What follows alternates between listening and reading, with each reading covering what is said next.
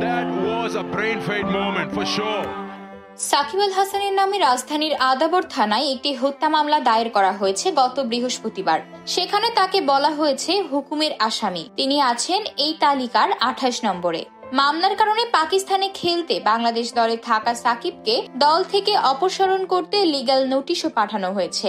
এমন পরিস্থিতিতে অবশ্য সাকিব পাশে পাচ্ছেন তার সাবেক বর্তমান সতীর্থদের। সাকিবের এই মামলার বিষয়ে এবার কথা বলেছেন জাতীয় দলের পেসার রুবেল হোসেন।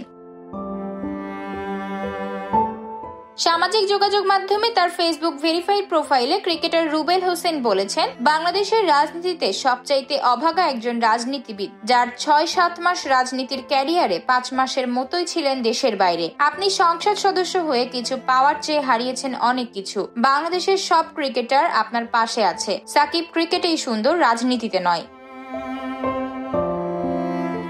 পেসার শরীফুল ইসলাম সাকিবের সাথে দুটি ছবি শেয়ার করেছেন। ক্যাপশনে লিখেছেন, সবসময়ই ভালোবাসার আরেক নাম সাকিব আল হাসান আছে, থাকবে।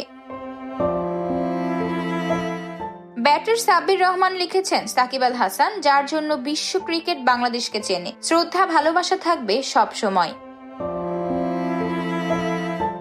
এদিকে গতকাল বিসিবি কার্যালয়ে সাকিব প্রসঙ্গে সিদ্ধান্ত নিতে মিটিং করেছিলেন নতুন বোর্ড প্রেসিডেন্ট ফারুক আহমেদ সহ বেশ কয়েকজন পরিচালক। বর্তমানে খেলার মধ্যে আছেন দেশের এই ক্রিকেটার, তাই ঠিক এই মুহূর্তে কোনো সিদ্ধান্ত নিয়ে ফেলাটাও ঠিক হবে না, এমনটাই মনে করছে বিসিবি। সব দেখে শুনে ও বিচার বিশ্লেষণ করে সিদ্ধান্ত নেওয়া হবে। এই মুহূর্তে পাকিস্তান টেস্ট ম্যাচ চলছে। বিসিবির সঙ্গে সাকিবের সম্পর্ক খেলোয়াড় এবং এমপ্লয়ি এমনটাই বলতে পারেন, তাই এখন তার খেলতে আপাতত বাধা নেই। আতকিয়া মাইমুনা, বার্তা 24।